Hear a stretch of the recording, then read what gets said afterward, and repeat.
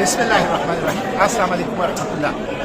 मैं अपने 150 साथियों के साथ उर्दन पहुंच चुका हूं और अल्हम्दुलिल्लाह 5-6 दिन इसराइल के बदनामी ज़माना नेगेव डिज़र्ट जेल के अंदर रहने के बाद हमें रिहाई मिल चुकी है। इस दौरान हमारे हाथों में हथकड़ियाँ डाल के पीछे बांध दी गई, हमारे पाँव में बेड़ियाँ और जंजीरें डाल दी गई, हमारे आंखों पर पट्टियाँ बांधी गई, हमारे ऊपर कुत्ते छोड़े गए, हमारे ऊपर गन्स रखी गई और हमें बदतरीन किस्म का टॉर्चर किया गया। हमने 3 दिन भूख हड़ताल की अपने मुतालिबात के लिए।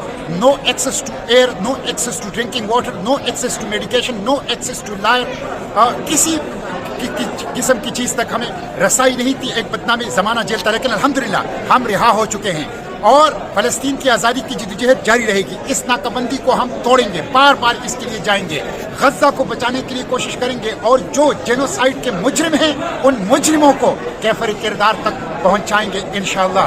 मुज़ाहिमत जारी रहेगी, अडियाला जेल से इसराइली जेलों तक फ़लस्तीन की आज़ादी की जद्दोजहद जारी रहेगी और मुज़ाहिमत की जद्दोजहद इंशाअल्लाह जारी रहेगी। जल्द आऊँगा पाकिस्तान और पूरी तफसील जो इस फ्लोटेला की है और इसराइली जेलों की है आपको बताऊंगा। लेकिन अपनी इस जद्दोजहद को अक्सा की आज़ादी, फ़लस्तीन की आज़ादी, गज़ा की आज़ादी तक जारी रखेंगे। इसराइल के खात्मे तक हमारी ये जद्दोजहद इंशाअल्लाह जारी रहेगी। पाकिस्तान जिंदाबाद, फ़लस्तीन जिंदाबाद, पाक फ़लस्तीन दोस्ती पाइंदाबाद।